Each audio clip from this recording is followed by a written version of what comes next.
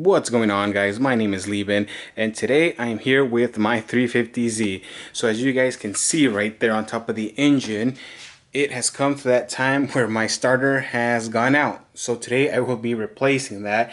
Now I've had it to do it before on my last Z that I had, and now it's come time to do it on this one. It's a fairly simple process from what I remember. It should only be 2 bolts, one on each side. Then disconnect the power or the positive cable that comes from the battery, and then disconnect this little connector right here. So I don't see this taking that long, knock on wood. But yeah, now I'm gonna go ahead and jack up the car and I will show you guys where it's located. Alright, so the car is now jacked up, but before I go underneath it, I want to go ahead and disconnect the battery terminal. I have a quick disconnect for the negative terminal. So especially when you're working with the starter, make sure the battery is disconnected. So now, depending on what kind of car you have, the starter should be on the passenger side, so on this side right here.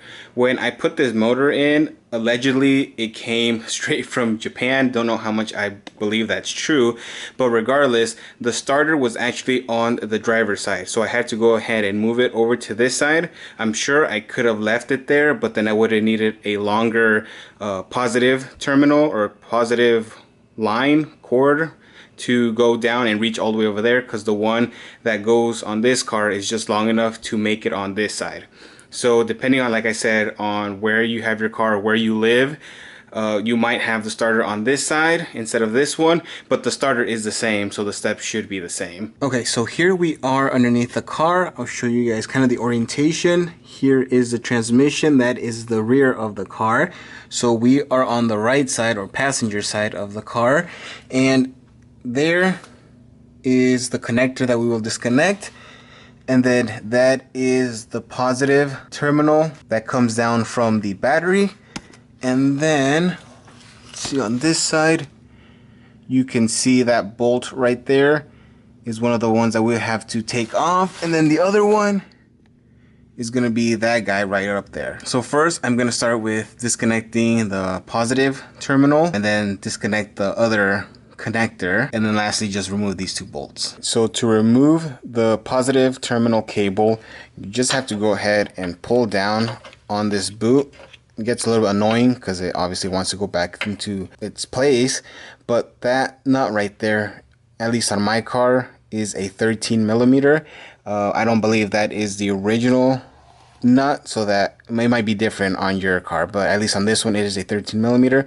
So I will go ahead and disconnect that line or that cable. So there you guys can see the cable has been disconnected. It is off to the side, and this is what I mean by it not being long enough to reach the other side.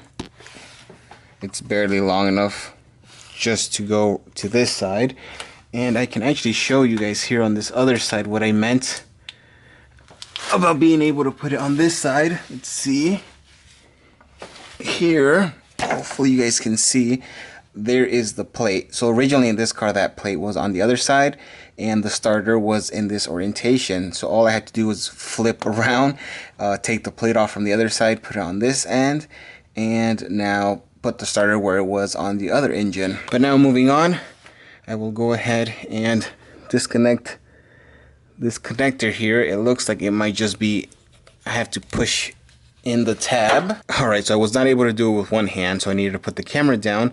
But yeah, I just pushed down on this tab and it slid right out. Another thing I want to mention before someone else mentions it in the comment is, I do know this car is drenched in oil from the bottom.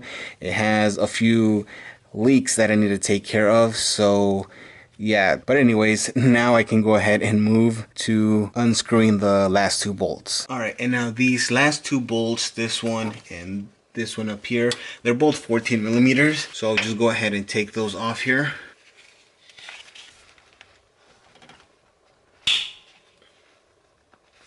So those guys are pretty stuck on there, so I might need to grab the 1/2-inch ratchet, make it a little easier on myself. There we go. That was a lot easier. Remember, kids, work smarter, not harder. In my case, it's usually the other way around. Before removing that one all the way, I'm going to go ahead and loosen up the top one. See if I can get good leverage here.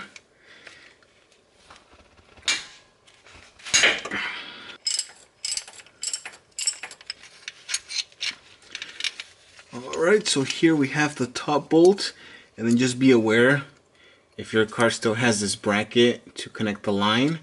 It should come with the clip right here. This one fell off, so I don't know if it was me or someone else put a zip tie just so the cable wouldn't be moving around, or the wire wouldn't be just flopping around down here. So yeah, so if you guys have this, just make sure when you guys put the new one on, make sure you guys put the bracket on too. Alright, and here I have the last bolt, and you guys can see it's drenched in oil, so I would not be surprised if that could be part of the reason why my starter went out, which that's a little concerning considering that there's power going to the starter, and with the oil it could be a fire hazard. So that being said, I might need to change the gaskets and fix all the oil leaks sooner than later before that gets bad. But now with those two bolts off, the starter should just pop out, pushing it forward and then off to the side to take it out.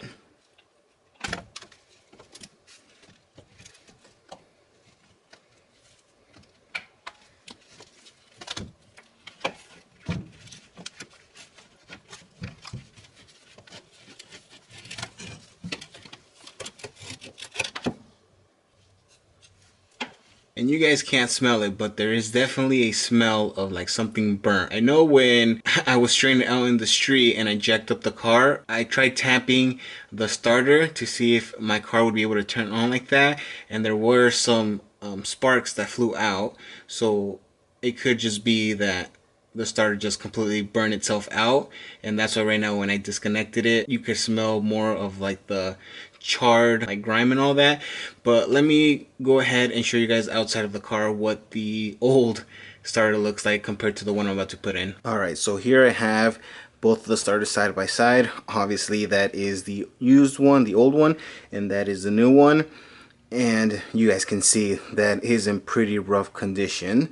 It's just really dirty with oil and just grime all over it, even on the inside, where that's a little more concerning because there shouldn't be any of that right there. Before I put this one on, I am going to go ahead and clean off the inside of the bell housing in the surrounding areas just to make sure it is as clean as possible.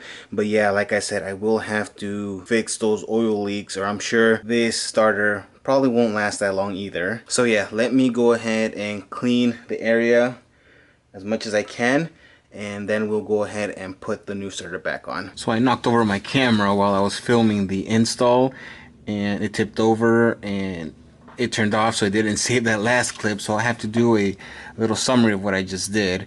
So I cleaned off as best as I could, and then I put these bolts back on. There's the bottom one, and up there is the top one. So the starter is now securely on there. I wish that clip wouldn't have been erased, but oh well. After I connected both of those back, and like I said, making sure that bracket is back on there, here is the wire that goes connected to the starter. So let me show you guys on this side. Here you guys can see it was connected. I made sure to clean that wire too. And now basically what I have left to do is connect the positive terminal back on here. There isn't a great angle to show you guys, so I will show you guys once it has been bolted back on. Okay, and just like that, the starter has been installed. And now the last thing to do is to turn the key, and hopefully it turns on, because if it doesn't, then that means something else is the issue.